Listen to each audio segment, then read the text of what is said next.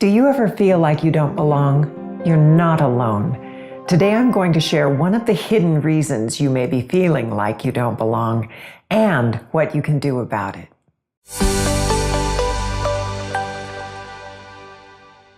Hi, I'm Misa Hopkins, Mother Misa as some of you know me, and here at my channel I talk about awakening and healing from the perspective of the sacred feminine. If that topic intrigues you, be sure to subscribe to my channel so we can stay in touch. Today we're going to talk about feeling like you belong. This is so important for us in our journeys here on Earth, to feel like we actually belong here. And there was a moment in my life when I understood how very important this is to the soul in the soul's journey. It was years ago when I was participating in a psychic fair, and my table was empty. Hardly anybody was seeing me. I was trying to do predictive kind of work, should I buy this car? Is this the man for me? Is this the right house? Those kinds of things. And quite frankly, I'm not very good at those. So I was sitting still, nothing was happening, when this young woman walked in with, as it turns out, her mother.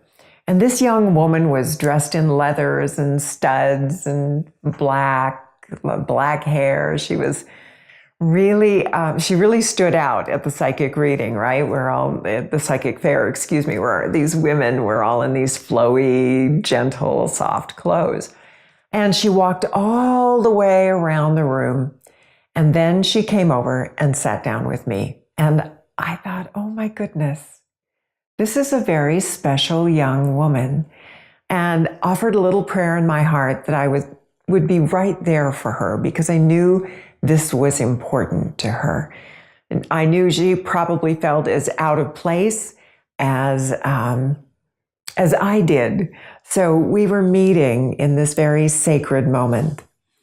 And she really wanted to understand why she was here on Earth. And so I opened up and I told her about where her soul had been before she came to Earth. The last star system she had been living in, and what that place was like, and why it was so difficult for her to integrate because of her nature as a result of where her soul had been prior and what her soul was used to. And Earth just seemed like the weirdest, strangest place that she could possibly be. And she was trying to find her way here, to be here and be here comfortably. And she very wisely came into a family and an environment where she would get lots of help and support. And we talked about that, how to use the tools that her soul had planned for her to be able to integrate more easily.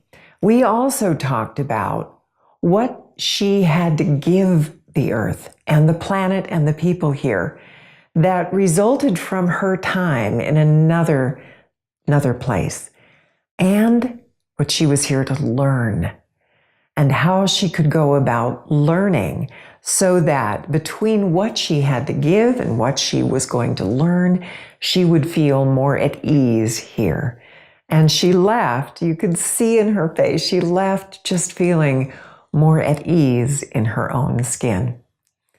And since then, I've been taking people on all kinds of journeys and readings and looking for ways to help individuals find that connection. Where was their soul before they came to Earth, and how does that inform their earthly experience? Because when we understand what our soul intended, what we wanted to bring to humanity and to the planet, what we wanted to learn and receive so that we could be more fulfilled as individuals, then our journey here starts to make some sense. And we can more quickly align with the kinds of activities that are going to be fulfilling for us. And the people who are more like-minded, more like-hearted, we're able to connect with them more deeply. So today, what I would suggest to you is to think about those moments when you most feel out of place? What are those moments? Because they're indicators about what you've come here to learn and what you've come here to give. And if something comes to mind, write it down in the comments below so that we can share and help each other understand the different ways in which we've come here to grow and to learn. And if you want to learn more about your spiritual gifts, your soul's journey before you came to Earth, you can always spend some time with me in a reading designed just for that. I call them soul journey readings. Most of all, my greatest hope for you is that you will find how you really, truly do belong.